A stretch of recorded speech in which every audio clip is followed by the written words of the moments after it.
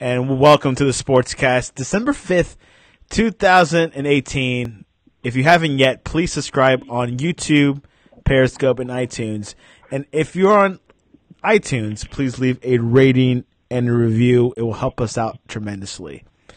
The SEC Championship, probably one of the best I've seen in years, or since I've been watching the SEC Championship, which started back in 2011. Turned out to be one of the greatest comebacks from Alabama, maybe since the championship of last year, like the national championship. But we were nervous, but Alabama came through and are still number one. And to join us, to talk to us a little bit about it, is Justin Riley. Welcome to the Sportscast. Man, glad to be here, and definitely glad to be here after a Crimson Tide victory that was definitely in doubt. Add to it, you said great comeback. That actually was an SEC championship record for the greatest comeback by any team in the history of the SEC championship game. Now, Georgia was up in the first half. Georgia was up 21-14. Yes, it was only a touchdown, but Georgia looked good in the first half. Tuau actually got injured during the first half. Got an ankle. I think it was an ankle sprain, or he rolled on his ankle. But sprained ankle. What were your thoughts about the first half? First half. Well, the beginning of the game, it looked like Alabama was going to do Alabama things from the get-go. They came out in a fury. Georgia's opening drive ended in a way they did not want, with our defense just smothering. Jake Fromm, Quinnen Williams sacked him and forced 3 and out. Georgia punted to Jalen Waddle. Waddle almost brings it to the house, but lands Alabama in great field position. Alabama was driving only to have the bottom fall out after that and Georgia quickly capitalized. That first half, Georgia just looked phenomenal. They were just hitting on all cylinders. They couldn't miss. They were just dominating in every facet of the game. They really were playing mistake-free. If you really look at it, and Alabama on their side, after that first touchdown, they answered on that next drive and tied things up. But it looked like Alabama had little life after that. And anytime Alabama had some positivity come their way, they quickly negated that with some horrible miscues. Everything that went wrong could have gone wrong for Alabama, went wrong for Alabama. You had sure-handed receivers dropping balls, namely Irv Smith, man. Deep bomb, wide open, right in his hands, and drops it. But Georgia, give them credit, man. They just came out, and because they've been hearing all week and the weeks leading up to that they were no good, that they weren't as good as they were the previous year, and that Alabama was just going to run them out of the building. Well, that Georgia team wasn't hearing any of it, and it showed. And their style of play and their tenacity. And Tua, like you said, got hurt, and that was affecting his ability to throw the ball and perhaps even his decision-making, because his decision-making was just way off, just making some ill-advised throws. It looked like he lacked confidence as well, and it seemed like every opportunity he got to throw the ball, he was going for the home run and was trying to force things to happen that weren't there. One thing that was particularly disturbing to me, while we were struggling in the passing game, we weren't running the ball at all. And when we did run the ball, we had some success, but would never go back to it. And that just kind of confused me. So that first half was clearly all Georgia, even though we brought it to within 7 points before halftime. Yeah. At halftime, the score was 21-14. And I was saying at halftime, and I was telling you guys, put Jalen Hurts, because the Bulldogs secondary was stopping every pass that Tua was giving. And once Jalen, came in, used him and Harris, Alabama was unstoppable. Right. Well, going into the second half, Tua just still wasn't making good decisions, and there were some throws that could have been there, but his accuracy was not. So while you had some folks that were open, the ball wasn't being delivered the way it should have been. That would have allowed Alabama to capitalize. And in that second half, Alabama had an opportunity with the ball, getting the ball back to tie things up, but sputtered and returned quickly to the sideline with a 3-and-out. And then on the next possession, Georgia just rams it down their throat and scores it, making it 28-14. And it really looked at times like Georgia was about to run away with it. Maybe even score 40 or 50 points against Alabama. It really seemed that way for the longest while. But then things started shifting. Started making less and less mistakes. Defense started tightening up, making better decisions. And they made some adjustments. But still, they were allowing Georgia to do a lot of things that, quite frankly, no other offense has been doing against them. Jake Fromm had a phenomenal day. I mean, just phenomenal. And this is the guy that everybody was saying, he was given the label of game manager. And as a matter of fact, some of the Georgia faithful were sitting there wanting to call for him to be benched in favor of Justin Fields. They released the reins, and Jake Fromm was just phenomenally throwing for over 300 yards and just hitting all his receivers, including that incredible tight end they've got.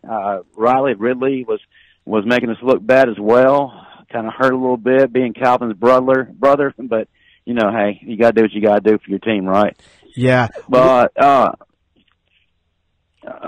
in the second half, things after a while started getting back to Alabama's favor, and then I guess what really did it, unfortunately for Tua, was when he came out and Jalen Hurts came in, and Jalen Hurts just took the team on his shoulders and guided them to an improbable victory. And most would have said, with Tua out, that was it for Bama. You might as well call it a wrap. But man, no, not at all.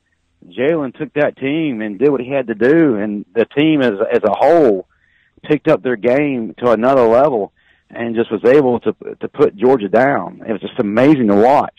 I'm still blown away by it. Now, did you see any differences between this game and the national championship of last year? Do you see any similarities and differences from that game? Because it had that same feeling. It really did. You make it even go so far as to say the games mirrored each other, because Georgia had a lot of success like they did in this game in the national championship game. So it kind of carried over. And it's funny that, irony came into play yet again. It took a backup quarterback coming off the bench in the second half to beat Georgia. So for 2 years in a row, the backup defeated them, and it looked like in both games, Georgia wasn't prepared. They just looked stunned and like their eyes were in the headlights, and they didn't know what to do. I don't think they learned their lesson from last year. Apparently not, even though it kind of looked like they did. But it really, to me, looked like they didn't prepare for Jalen at all, and which is kind of surprising, given what's happened, and knowing that Alabama would probably use them in packages where they're both on the field together, and then also prepare for the off chance that Jalen may come in and have to do something. But it looks like they were just straight Tua focused and nothing else. How do you rate Tua Tagovailoa? Some people say that he doesn't work well under pressure or when he gets pressured. How do you see him in big games like these? Well, I see in big games like these. Really, was the only big game that he's really, I guess, struggled in. But then too, in the big games, when he struggled, it was mainly due to the fact that he's fighting injury. So it greatly would alter his style of play and his decision making, as well as his confidence, his comfort level. Knowing that he had limitations with his feet, with his legs, whether it be his knee or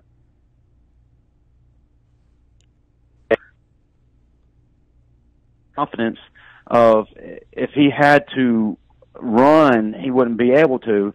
So he just was not really on point mentally when making good decisions. But other than that, in the big games, let's take a look at this objectively. Against Georgia last year, at the biggest stage of all, he came in as a freshman and led them to the national championship.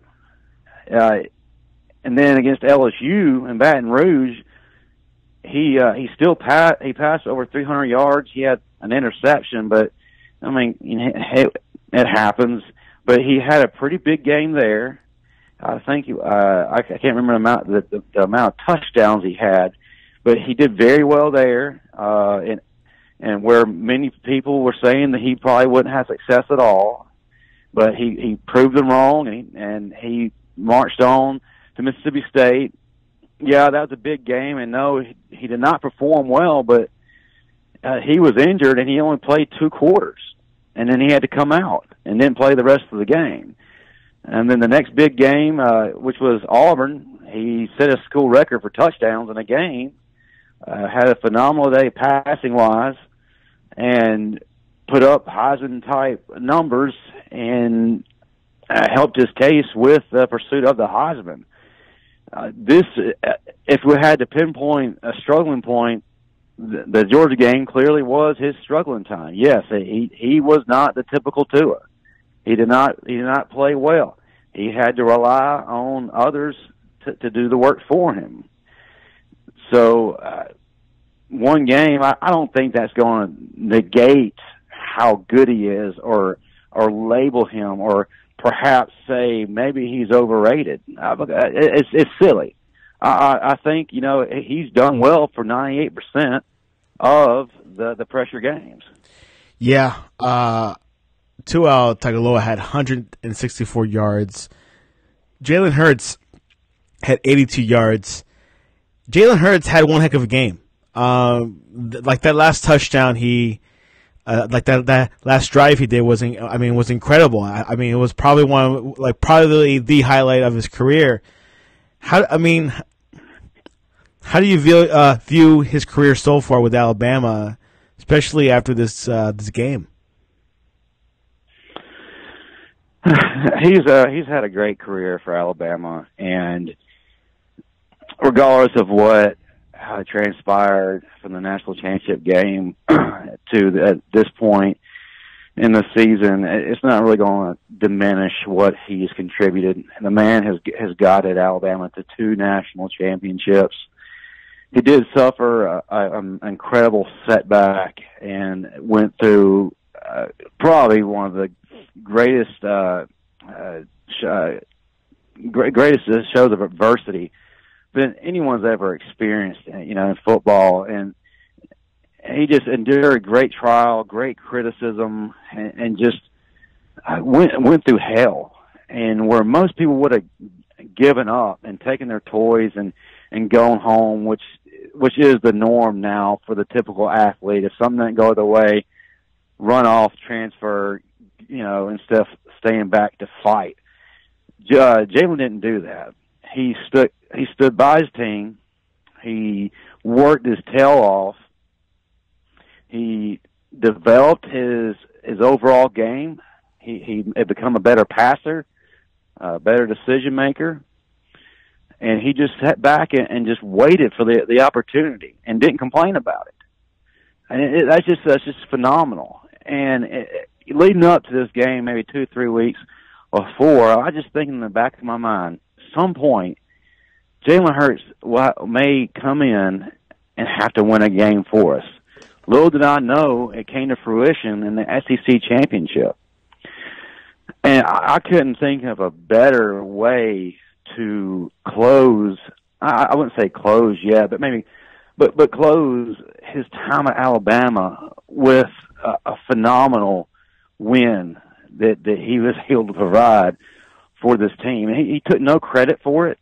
He just kept on talking about team, we, not me. It's just tremendous show of character. And this victory here, I know we got 2 more games to go. This victory here just completely solidified himself as an Alabama legend. And to be honest with you, I think we need to start a GoFundMe account to erect a statue for the man on campus. Jalen Hurts will definitely be remembered. Obviously, we don't know if he'll transfer out after this season. What are your thoughts? Well, I think the general consensus is he probably will transfer out. He still has 1 year of eligibility. He does graduate from the University of Alabama in December, and he's graduating early. So he'll be done, and he'll either go pro. I think he'll take some time to really evaluate where he'd stand in the draft order, and based on what kind of feedback they give him, he'll make an educated decision. But more than likely, he probably will transfer, and he'll take another year to fine tune his craft and perhaps upgrade his status for the following NFL draft. Certainly, Alabama fans will not hold anything against him. It's not going to be a bitter farewell. It's going to be, we appreciate everything you've done, and we love you, and then watch him wherever he goes and cheer for him whenever he steps on the field. I think it's going to be a great separation, and I think that he's going to be successful wherever he goes. Where do you see Jake Fromm? Where's his future lies? I think he's got a tremendous future ahead of him. And I think that he has proven that he's not a game manager. He's not just somebody who's going to hand the ball off to Elijah Holyfield or DeAndre Swift and occasionally have to make some big plays. He clearly showed himself as a leader, in, not only that offense, but that team.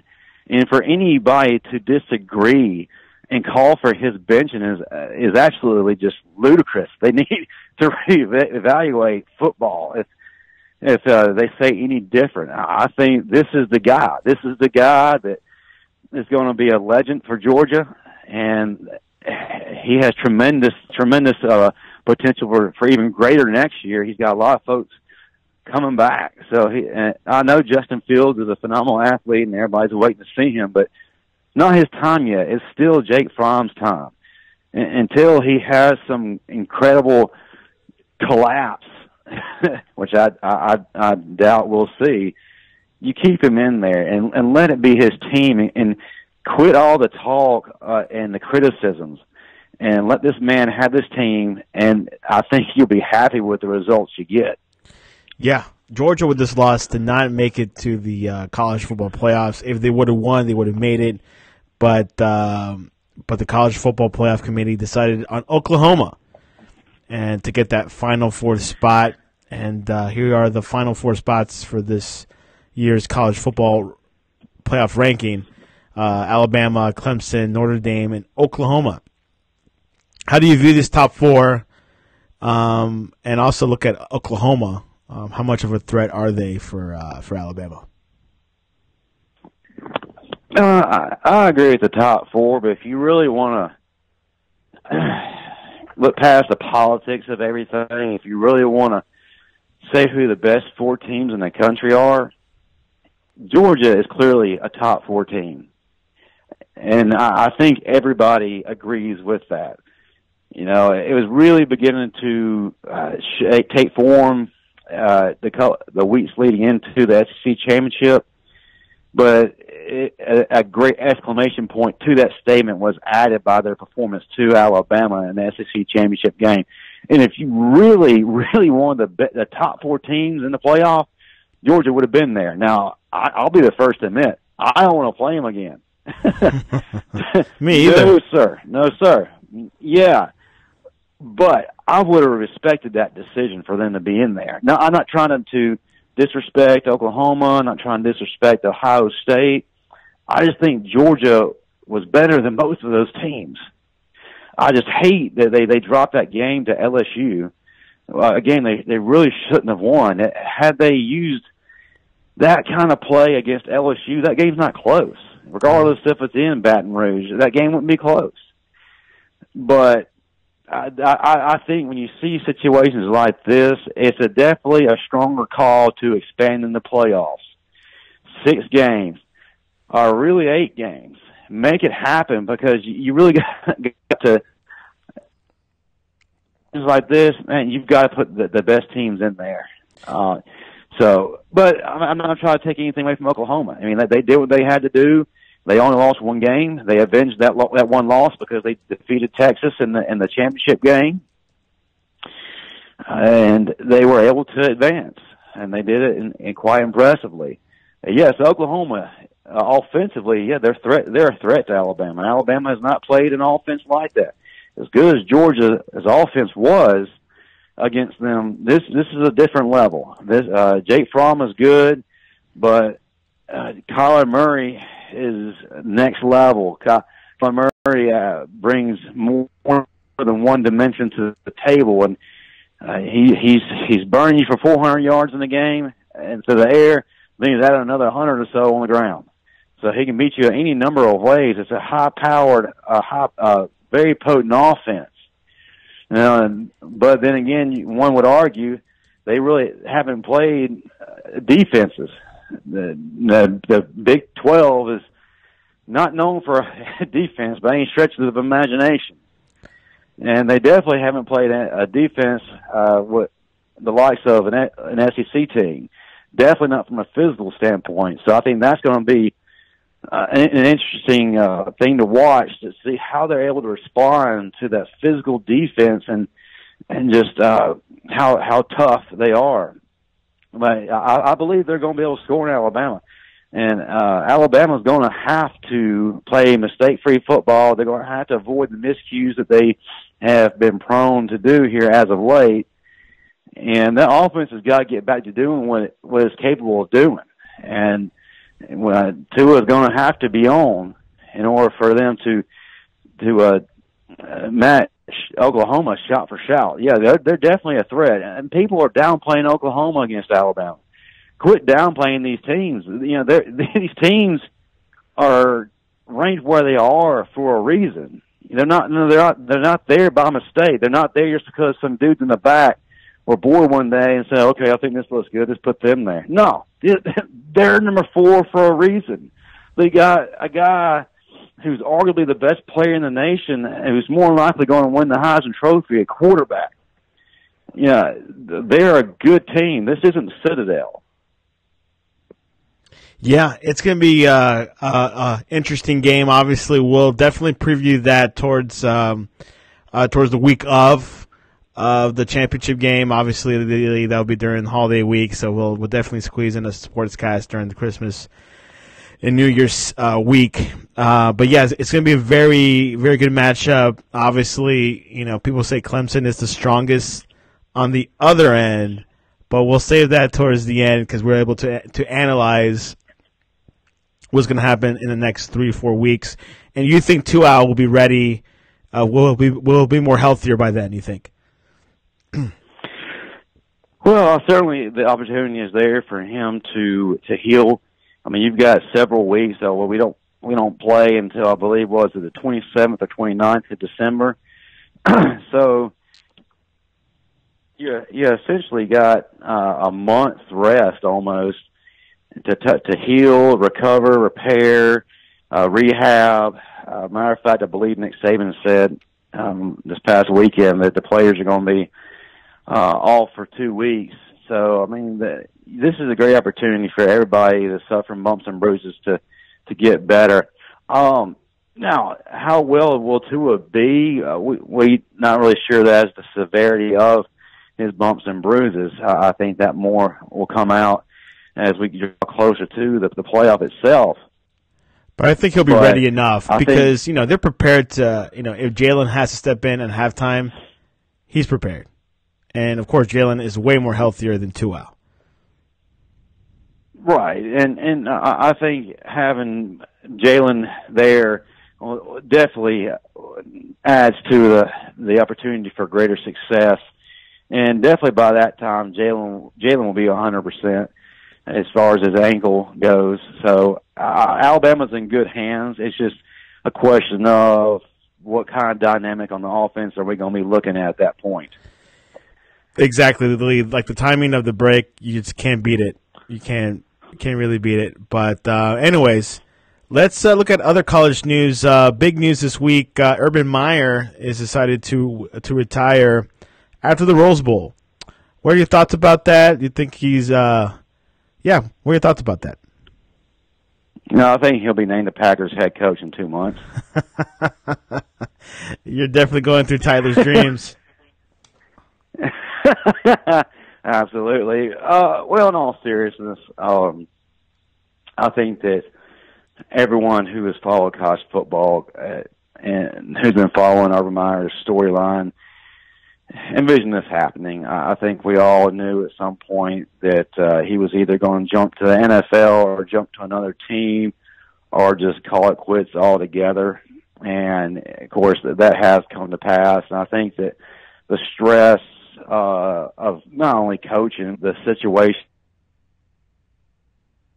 carried over into this season, along with the normal stresses of everyday coaching life, just really took their toll on him.